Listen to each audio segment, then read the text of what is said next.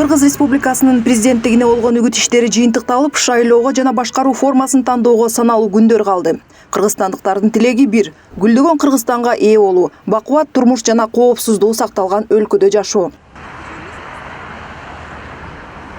Президенттик кызматка талапкерлердин баары элдин жашоосун өзгөртүүгө аракетин жасоодо. Мамлекеттин көйгөйү жана күрөшө турган негизги маселе ал экономикалык кризис.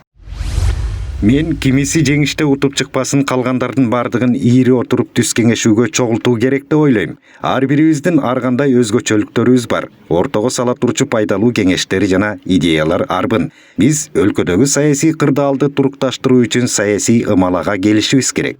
Экономика менен тыгыз алектенсек, дал ушундай тартипте иштешибиз зарыл болуп турат. Саясий туруктуулук болбой туруп, экономикалык кризистен чыгууга багытталган иш-аракеттерден түк майнап чыкпайт. Шайлоо өнөктүгү жыйынтыкталат, анын эртесиде болот. Учурда Кыргызстан экономикалык кризиске кептелди. Жаз жакындаган сайын кырдаал курчуп барат. Бардык көйгөйлөрдү 1-2 айда чечип салабыз, баары ойдогудай болот деп айтуунун өзү чындыкка дал келбейт. Алдыдагы олуттуу сыноолорду жеңүүдө жана мамлекеттүүлүктү сактап калуу үчүн жалпы эл ынтымак менен чогуу чаран аракетке келгени оң. Биздин кошуна мамлекеттери болобу, алар дагы ошо бизде шайлоо кандай өтөр экен деп ошо тынчсызданып турат да, ошол кандай өтүп кетерин. Ошонун негизинен анан иш жүрүп баштайт да. Мен ойлойм, бизде эгерде ошол ишеним бар, тынччылык менен, жакшы эл, жакшы маанай менен келип, шайлоодо ошол өзүнүн добушун берип, биз деген ошо президентибизди шайлап алсак, эгерде ошол стабилдүүлүк, тынччылык болсо, инвестициялар келе баштайт, чек аралар ачыла баштайт. Андан тышкары ошол жанакы туристтер бизге келе баштайт. Соода болобу, дагы башка карым катнаштардын баардыгы кайта өнүгө баштайт да. Ошондо мен ойлойм, биз дагы экономикабыз дагы, биздин экономикабыз дагы өнүгөт. Эгерде тынччылык болсо, инвесторлор келет, ошол айыл чарба продукция болобу, өндүрүш болобу, тейлөө тармагы болобу, ошонун баардыгы иштей баштайт да. Коомчулуктун айтымында саясий жана жеке амбицияларды четке кагып, бардык көңүл экономикалык кризис менен күрөшүүгө бурулса гана кыйын кезеңде артта калтыра алат. Улуттук лидерге суусап турган чагыбыз биз. Эмне үчүн биз ошол улуттук лидерди кандайдыр бир мындай бир колдон чыгарып албай, колдоп бир ынтымактыкта, арашкерликте да колдоп ала албайбыз. Мен ойлотом, мына убакыт келди. Экономиканы тигил адамдар өстүрсүн, анысына жардам берели, маданиятты бул, спортту көтөрөлү деп ушундай бир немеге келеличи. Чындыгында кыргыз эли чарчады. Пандемия бир жактан чыкты, биягы тигинтип атканда, анан карап көрсөңөр, бардык өлкөдөгү чет мамлекеттеги өлкөлөр өнүгүп атышат, ички дүң продукциясы өсүп атат. Кээ бир мамлекеттер завод, фабрикаларын куруп атышат. Заводдордон эмес, жөн эле бир момундай продукциялар жакшы чыгарып атышат. А биз болсок бир ширен көндүрө албайбыз. А сүйлөгөн сөзүбүз тетиреки асмандагы Сатурн же Юпитер, ошолорду сүйлөйбүз. Ошону ушул токтотолу, кел ынтымакка келели.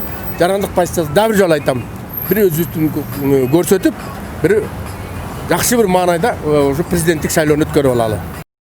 Албетте бул жерде кадрдык саясат чоң ролду ойнойт. Ага иш билги, тажрыйбалуу адистер тандалып, кызматка алынуусу абзел. Жаңы президент мамлекеттик башкарууда да тажрыйбасы бар чыныгы профессионалдардын командасын чогултууга милдеттүү. Кыргызстанда бийлик алмашкан сайын кесипкөй кадрларды ошол учурдагы башкаруучуларга чаптамай өнөктүгүнөн арылуу керек. Мына ушундай көрүнүш менен мамлекеттик башкарууда профессионалдар гана эмес, системада утуру талкаланып келүүдө. Кадр саясатында жакшы адам деген кадр болбош керек.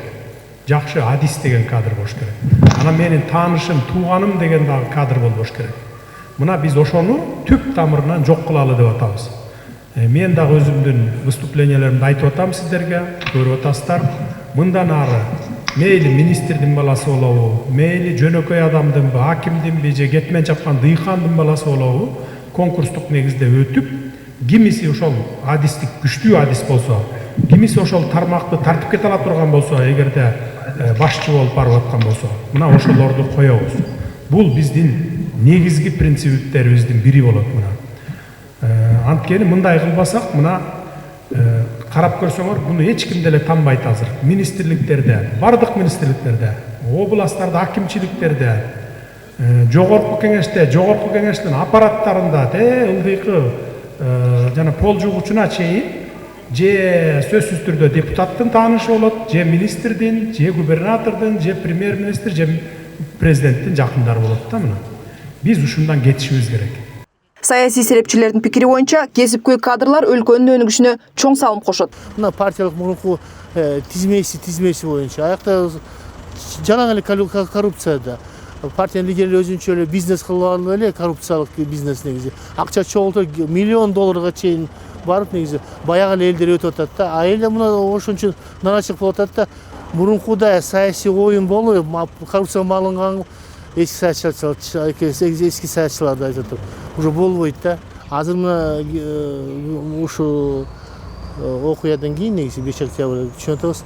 Иллюстрация керек да, керек. Андай да талап койгон митингдердечи. Кыргызстандыктардын тилеги тажрыйбалуу, өз ишин мыкты билген, коррупцияга аралашпаган таза адамдар келсе, экономиканын жогорулашы тездетилет. Кыргызстан эми бизде көп нерсе бар да, ген бар, ошону иштетип, Кыргызстан өзүнө керектей турган болсо, анда жакшы эле болот деп өнүгөт деп ойлойм.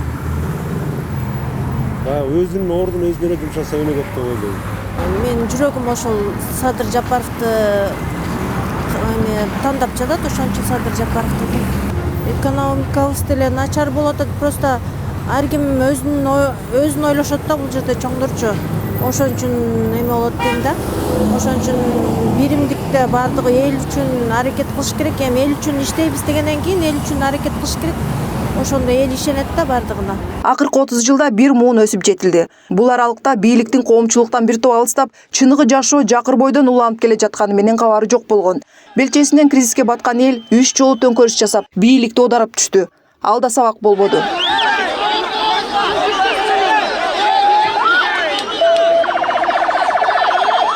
Бүгүн жараксыз айлампаны талкалап бир отоло чекит коюуга, катардагы жарандардын кызыкчылыгы менен эсептешүүгө убакыт бышып жетилди. Жаш муундун келечегине жана алардын эртеңки күнүнө кепилдик бере турган өлкөнү тандоо ар бир адамдын колунда.